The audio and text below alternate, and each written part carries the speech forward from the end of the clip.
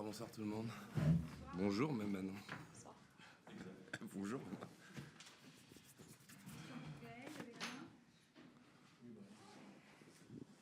Ouais, donc, plutôt satisfait, j'imagine, de ton match parce que tu étais arrivé un petit peu malade. Alors, est-ce que tu vas mieux? Et tu as eu un petit coup de mou à un moment, puis tu es reparti, tu as remis le turbo. Ouais, non, je vais mieux. De toute façon, je l'ai dit, hein, je vais mieux. Je vais mieux. Honnêtement, je me sentais bien pour Lyon. Je me sentais bien pour Lyon parce que c'est long. J'ai perdu premier tour à Madrid, premier tour à Rome, et donc j'ai eu le temps de bien retravailler. J'ai bien retravaillé physiquement et je me sentais bien. Et malheureusement, je suis tombé malade. Et après, bon, je connais, c'est un peu comme d'habitude ici. C'est un peu différent. Donc, à partir du moment où j'ai retrouvé mes pleins, enfin, genre que je sais que je pourrais aller jouer, et ben, à partir de ce moment-là, je sais que je pourrais performer, on va dire. Je sais pas si j'aurais bien joué, mais performer. Et sur le match, j'ai bien commencé, je me sentais bien. J'ai eu un passage en fait où j'ai fait 2-3 fautes de suite, et lui c'est tout de suite quand même bien engouffré dedans quand même. Lui a fait moins de fautes aussi à ce moment-là. J'ai eu des opportunités que j'ai pas réussi à saisir pour revenir au break, mais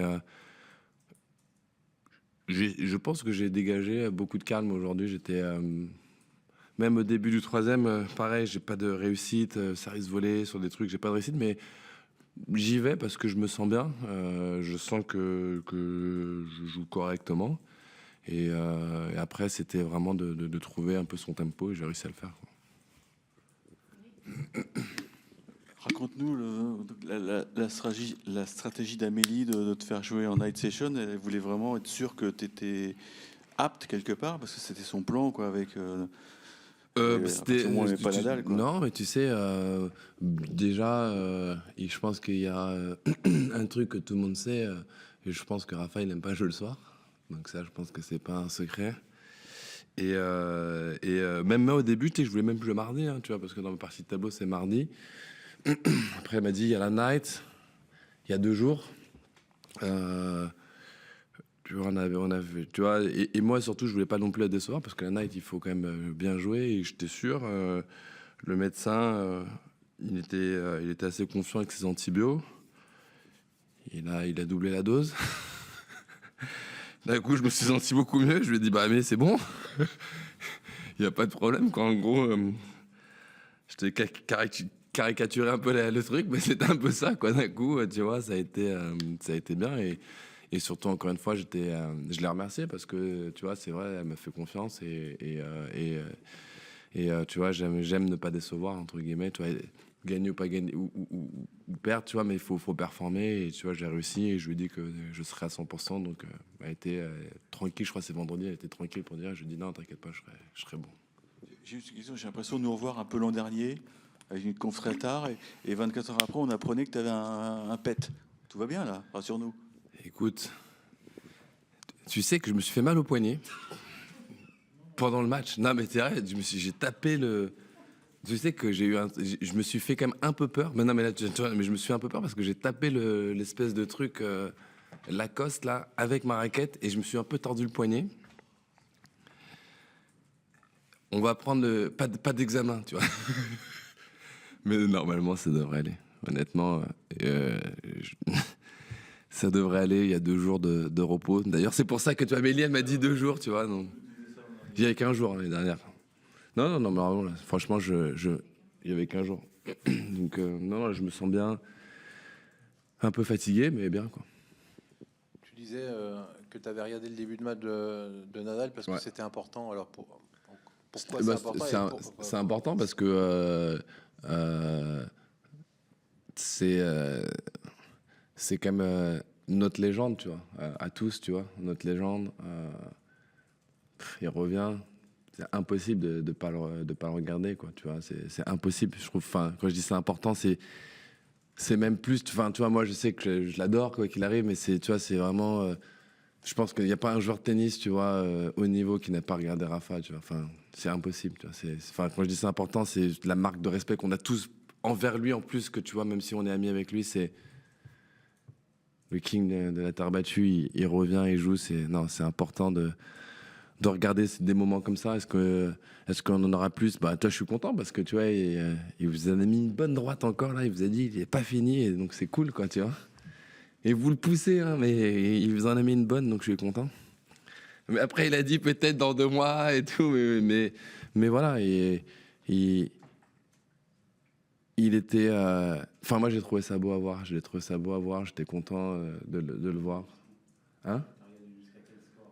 J'ai regardé le début. Après, je vais pas te cacher. Quand il s'est fait breaker, j'ai dû quand même faire une petite sieste. Mais tu sais tu sais, quand tu te fais une petite sieste et tout, putain, je me suis réveillé, j'avais vu ça le score. Et il y avait 6-3, donc putain, je me suis dit, putain, j'ai pas trop dormi, donc j'ai vu, tu vois, je me suis dit, merde, je suis en train de niquer aussi ma préparation, tu vois. Donc du coup, tu vois, j'étais entre les deux, j'ai vu le deuxième, franchement, Zverev, il fait, il fait un truc monstrueux, je trouve, au deuxième, mentalement, tu vois.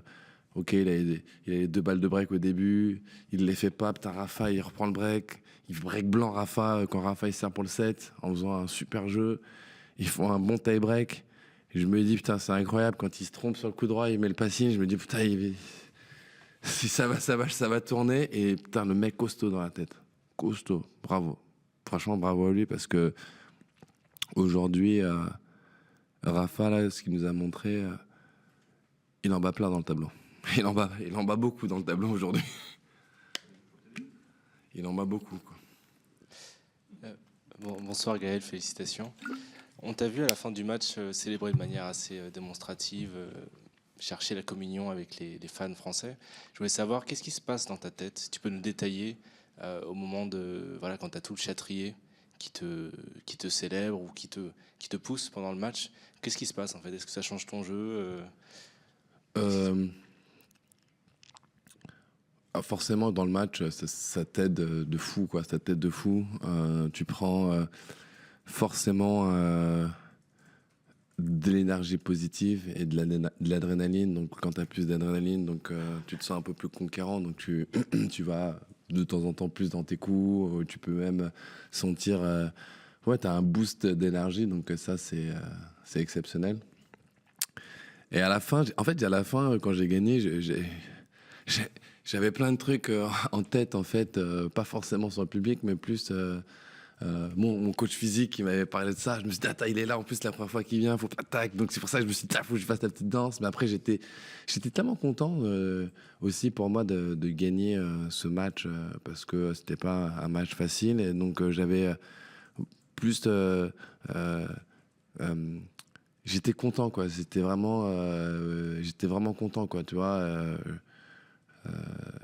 J'ai repensé, tu vois, pourquoi je refaisais mon signe Wakanda, tu vois, on m'avait demandé, j'ai dit je le refais parce que je me sens prêt, tu vois, et j'étais content de leur prouver que oui, j'ai pas bien joué sur terre battue, mais par contre, je sais qu'à Roland, je vais performer, et donc j'étais content aussi. Donc, il y avait le petit clin d'œil pour mon coach physique, et après, beaucoup de satisfaction, quoi. Une petite question sur les Jeux Olympiques. On n'a pas encore la liste, évidemment. On sait il me semble que tu as déjà dit que ce serait un rêve pour toi de jouer, de représenter la France. J'ai une question. J'ai une question sur qu'est-ce que ça apporterait de jouer ici à Roland-Garros, à domicile, avec le maillot de l'équipe de France? Est-ce que c'est un boost évident pour aller chercher une médaille? Bah, forcément, ce serait un privilège incroyable. Ce serait ma 5e campagne de Jeux Olympiques et 4e que je jouerais. Parce que je me suis blessé à Londres. Et je pense qu'il n'y a pas beaucoup de joueurs qui ont fait 5. Ça fait beaucoup déjà, mais je me suis blessé à Londres, donc j'en ai joué que 4. Enfin, ce serait la 4e que je jouerais. Ça fait 100 ans que les Jeux Olympiques, ils n'ont pas été faits en France, donc t'imagines, donc c'est une opportunité sur 100 ans, donc ce serait exceptionnel. Et forcément, de jouer à Roland-Garros en 2-7, il y a quelque chose. Là, c'est différent, tu vois. Donc, ce serait... Non, ce serait grand et surtout, quand je l'ai dit, il faut se rappeler quand je l'ai dit, tu vois, c'était un moment pour me donner aussi un goal, tu vois, un goal. Il est quasiment atteint, donc maintenant je croise les doigts, quoi. Yes.